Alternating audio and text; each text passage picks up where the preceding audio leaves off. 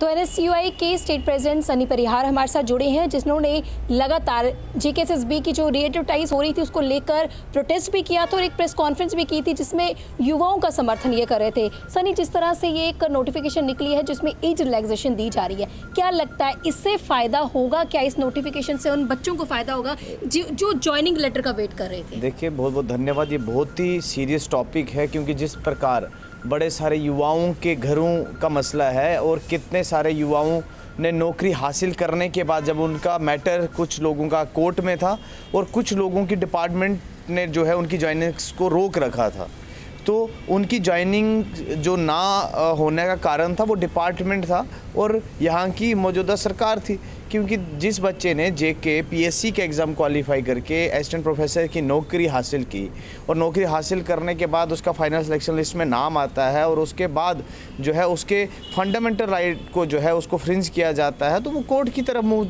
हो जाता है। जब वो कोर्ट की तरफ मूव होता है और कोर्ट उसे रिलीफ के तौर पे जो है एक जजमेंट पास करता है और उसमें डायरेक्ट किया जाता है पीएससी को और हायर एजुकेशन को कि जल्द से जल्द इन असिस्टेंट प्रोफेसर्स की ज्वाइनिंग्स को करवाया जाए, लेकिन वो विफल रहते हैं और विफल नीतियों के कारण जो है उस बच्चे का जो है पूरा भविष्य अंधकार की ओर धकेल देते हैं। उन्हें 1% ऐसा एहसास नहीं होता, एक भी बार उन्हें ये एहसास नहीं होता कि उसके माता पिता ने किस तरीके से पूंजीपति इकट्ठी करके जो है उस बच्चे की पढ़ाई लिखाई में जो है पैसा लगाया। वो कितनी दूर से कितने दूर गाँव से, चाहे आप डोडा भद्रवा किश्तवाड़ की बात करें या रजौरी पुंछ बिलावर की बात करें, रामनगर की बात करें, इन दूर दराज इलाकों से जो बच्चे उठ के आते हैं, आपको पता है रिमोट एरिया है, बैकवर्ड एरिया है, ईडब्ल्यूएस वाले बच्चे हैं, तो इन बच्चों की मेहनत के साथ जो है इस तरीके से खिलवाड़ करना ये बिल्कुल गलत था इस सरकार का फैसला।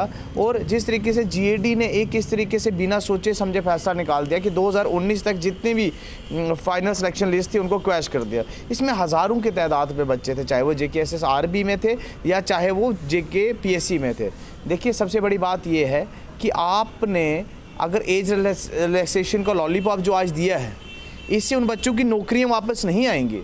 जिन बच्चों ने एग्ज़ाम क्वालिफाई करके नौकरियां ली हैं, चाहे वो यूजीसी नेट क्लियर करके असिस्टेंट प्रोफेसर लगे, उन्होंने एक पीएससी का पेपर क्वालिफाई किया था, आपने उनसे उनका रोज़गार छीन के आपने एक बहुत बड़ा एहसान जो आप करने जा रहे हो कि उम्र जो है उम्र सीमा को जो है बढ़ाया जाएगा, ये बिल्कुल बर्दाश्त नहीं किया जाएगा। कई साल लग जाते हैं एग्जाम को क्रैक करने में, कोचिंग इंस्टीट्यूशन में काफ़ी ज़्यादा खर्चा लगता है, घर वाले किस तरह से मेहनत मजदूरी करके अपने बच्चे को पढ़ाते हैं। वो बच्चे जो ज्वाइनिंग लेटर का इंतजार कर रहे थे, उन्हें फिर से कहा गया कि अब री एडवर्टाइज होगा और अलग कंडीशंस होंगी, लेकिन एज रिलैक्सेशन देना क्या लगता है फायदेमेंट है उनके लिए? ये एक लॉलीपॉप है एज रिलैक्सेशन का। अगर एज रिलैक्सेशन देना है तो आप जेके पीएससी में केएस वाले बच्चों को एज रिलैक्सेशन देते हैं ना। बाकी सारी स्टेट्स में 40 साल की उम्र है, जहाँ पे अभी आप हाल ही में देखिए यूपी में 40 साल एज क्राइटेरिया, गुजरात में जहाँ के प्रधानमंत्री 45 साल क्राइटेरिया है, लेकिन पीएससी का एज क्राइटेरिया यहाँ पे 32 साल किया गया। यहाँ पे 70 से 75% तक जो एस्पिरेंट्स थे उनके कहीं ना कहीं सपनों के जो है सपनों पे पानी फिरा। आपको पता कोविड में 3 साल डिले जो एग्ज़ाम्स हुए उन्हें लिया नहीं गया पीएससी द्वारा, तो उन 3 साल की भरपाई तो सरकार ने करनी चाहिए थी कि इनके एज बार को बढ़ाना चाहिए। इन्होंने उल्टा कम कर दी है और कम करने से इससे कैटेगरीज की एज कम हुई है। जैसे आरबीए का बच्चा है जो उसको 32 साल तक ही रख दिया आपने सीमा। जहाँ पर यूटी के लिए कहा गया था कि जब यूटी बनेगी डेवलपमेंट हो गए रोजगार बढ़ेगा, तो क्या लगता है जिनका रोजगार बनने के जो चांसेस थे वो कम हो गए? देखिए, यूटी जब से बनी है, आप एक भी समय ऐसा बता दो कि जब इस डोगरा चौक पे खास तौर पे या जम्मू यूनिवर्सिटी या बड़े बड़े प्रेस्टीजियस इंस्टीट्यूशंस के बाहर प्रदर्शन ना किए गए हों, या कोई भी ऐसा डिपार्टमेंट बता दो कि जिसने ये कहा हो कि यूटी बनने के बाद जो है मेरे घर परिवार का खर्चा जो है आराम से निकल जाएगा, अब मैं खुश हूँ।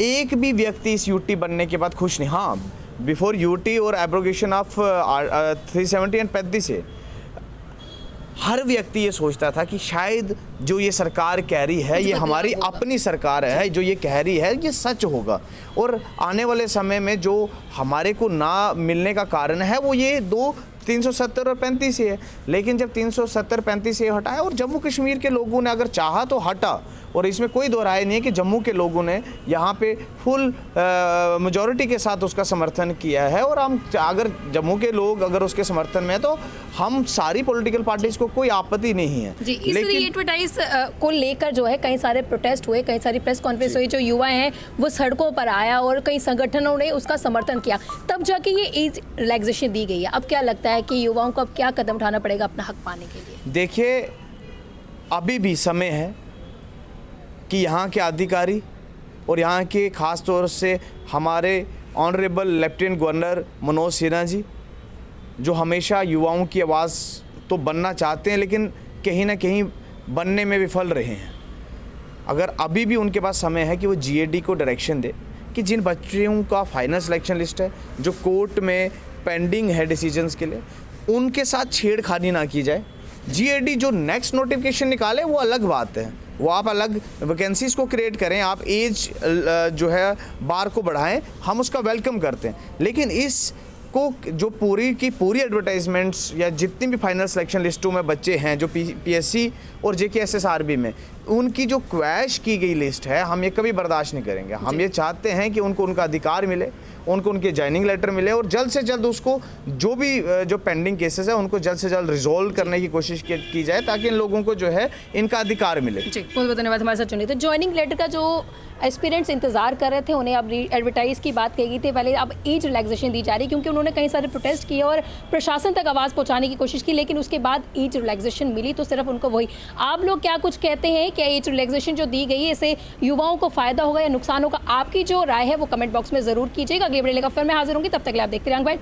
वीडियो जर्नलिस्ट राजीव गुप्ता के साथ मैं पूजा ठाकुर, यंग बाइट्स, जम्मू।